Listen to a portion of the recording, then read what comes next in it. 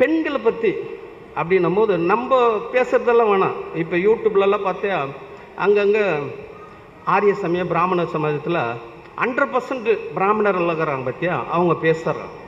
என்னடா 8 வயசுலலாம் ஒரு பெண்ணை வயசுக்கு வரத்துக்கு முன்னாடி திருமணம் பண்ணணும், வயசுக்கு வரத்துக்கு முன்னாடி திருமணம் செய்யணும். அப்படி திருமணம் பண்ணலன்னா தகப்பனுக்கு பனிஷ்மெண்ட் என்னடான்னா ஆடு மாடை மாசம்னா தியானம் பண்ணணும். முக்கியம் இன்னும் ஒரு கேவலமான பனிஷ்மெண்ட் இருக்குது, அது சொல்ல முடியாது இப்போ நம்மளால்.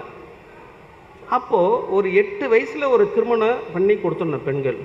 அப்படி பண்ணலன்னா அவ்வளோதான். ஒரு திருமணம் ஆன பெண்ணு கணவன் இறந்துட்டான்னா ஒரு நாளைக்கு எந்த ஆம்பளை கூட தகப்பனாக இருந்தால் கூட தங்கக்கூடாது, சகோதரன் இருந்தால் கூட தங்கக்கூடாது. அதான் உடன்கட்டன்னுவாங்க. அதுக்கப்புறம் வெள்ளைக்காரன் போட்ட சட்டத்தில் அதுக்கப்புறம் அவங்களே ஒரு மாற்றி மொட்டை அடித்து வெள்ளை புடவை கட்டி அவ்வளோதான். நாயை விட கேவலமாக வச்சுன்னு இருப்பான். இன்றைக்கி அப்படியாப்பட்ட 4 செவத்தில் இருக்கக்கூடிய பெண்கள் ஏன் 30-40 ஆண்டுக்கு முன்னாடிலாம் நல்லா ரோட்டு வெளியில் நின்றுனா யாருன்னா ஒரு பெண்கள் ஒரு பேக் எடுத்துன்னு ரோட்டில் அப்படி போயிட்டா போதும். வேலைக்கு போனாலே பார்த்தியா திமுறா போகிறா பார்த்தியா, வீட்டில் இருக்கிற ஆம்பளைங்க சரியில்லை. வேலைக்கு போகிற பெண்களை திருமணம் செய்ய மாட்டான், யாரும் வீட்டுக்கு அடங்க மாட்டான்வாங்க.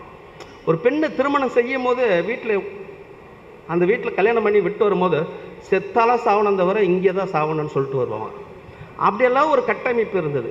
இன்றைக்கி பெண்களுடைய விடுதலை, இன்றைக்கி மறு திருமணத்துலேருந்து விவகாரத்துலேருந்து சொத்துல பங்குலேருந்து தத்தெடுக்கிற உரிமையிலேருந்து எல்லா பெண்களுடைய நாட்டில் 130 கோடி இன்றைக்கி 70 கோடி மக்களுடைய பெண்களுடைய விடுதலைன்றது அந்த புத்தகம் தான்.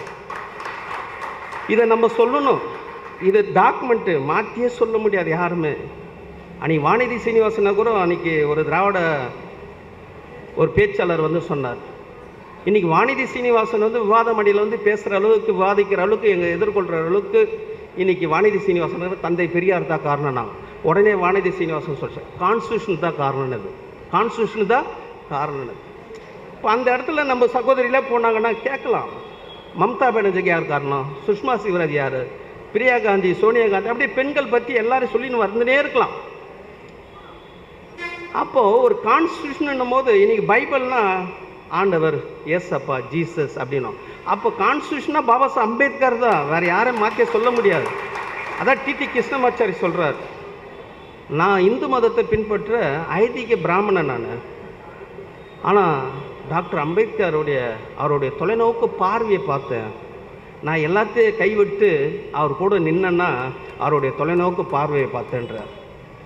அவருக்கு சொத்தே கிடையாது, அவர் சமூகத்துக்கு எங்கே இந்த பெண்கள் சொத்து கொடுக்கறது? இன்றைக்கி எந்த பெண்கள் மறு திருமணம் பண்ணுறாங்க பாருங்கள், எந்த பெண்கள் விவகாரத்து பண்ணுறாங்க பாருங்கள்.